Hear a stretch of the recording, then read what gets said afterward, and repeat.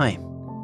In our last reflection, we looked at man's insatiable desire for God and how that we could kind of despair of fulfilling this desire, coming to the object of our heart's desire, which is God Himself.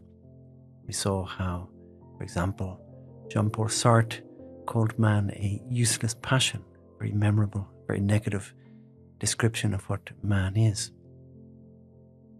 In this reflection, we're going then to look at the importance of truth to guide us to the object of our love, our infinite love, and that's God. The desire is there, but the heart is blind, and it needs the eyes of the mind or the intellect to guide us towards the truth. In fact, when we're not guided to the truth, we are really lost. As Thomas Aquinas put it, ignorance is a defect of the intellect, and the intellect is the guiding power of man. Therefore, ignorance is a danger to man.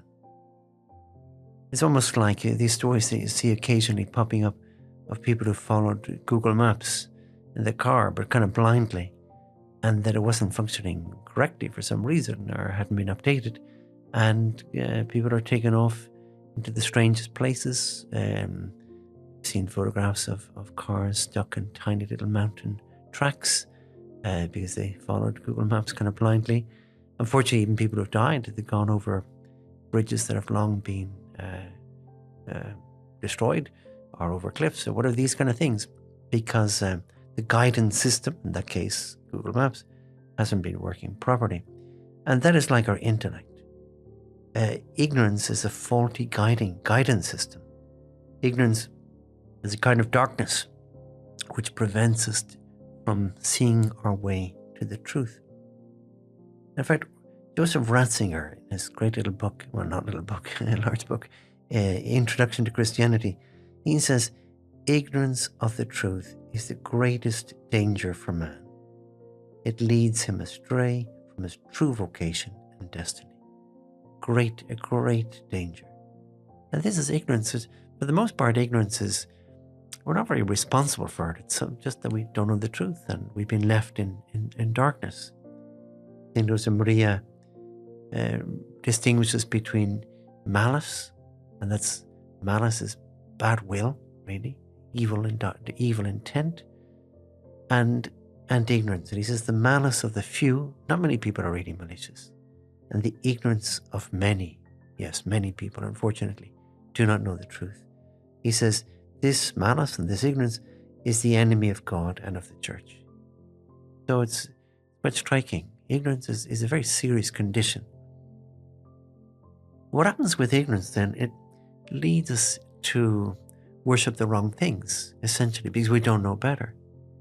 Whether our ignorance is involuntary or what they call culpable ignorance, we're kind of responsible for it because we didn't check out the truth more diligently. But either way, what it ends up leaving us doing is, in one way or another, worshipping idols.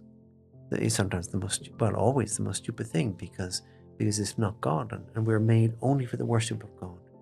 What happens then when we worship idols is, as it says in the book of Hosea, it says, be careful what you worship, for you will become like what you worship. It's a very striking observation. There's something very wrong with worshipping idols because somehow, or little by little, we're transformed into kind of likeness of the thing we worship. We worship gold. We worship things. We become what they say, materialistic. We become kind of hardened. We become kind of just like metal or like objects. Our heart becomes hardened around them. Or we worship food or pleasure.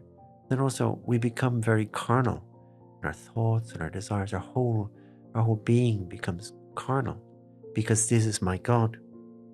I'm transformed into a likeness of the thing that my heart is set on.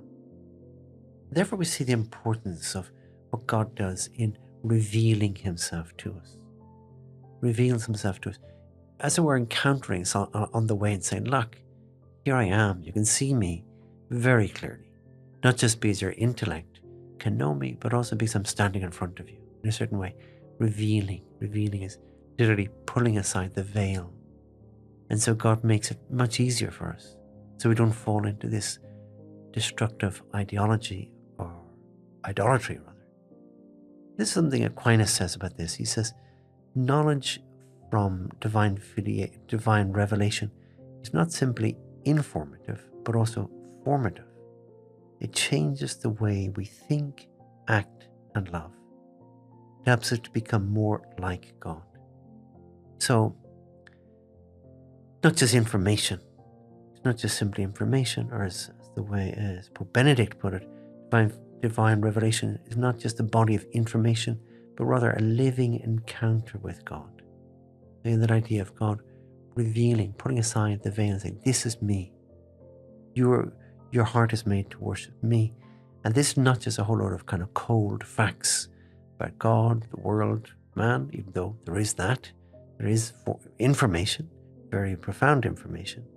But at the heart of this information is the person, or three persons, the Blessed Trinity, revealed to us. And as Ratzinger says, this revelation then, not of just information, transforms us and makes us new creatures. So, because we adore the true God, Father, Son, Holy Spirit, who we've seen already is love. The very fact that we adore God, we become transformed ourselves, transformed into God's love. God is revealing himself to us in his revelation, saying to us, I am the one you're looking for. I'm the one you seek. I give you thanks, my God, for the good resolutions, affections, and inspirations you have communicated to me in this meditation. I ask you for help to put them into effect. My Mother Immaculate, Saint Joseph, my Father and Lord, my guardian angel, intercede for me.